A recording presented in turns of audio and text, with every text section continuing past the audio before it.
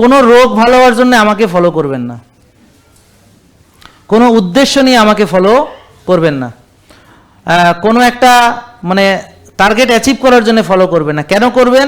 যে আমি সুস্থ থাকতে চাই, তাহলে ব্যায়াম ভালোবাসবো, সবসময় করব, ভালো হলেও করব, রোগ ভালো হলেও করব, ওজন কমলেও করব।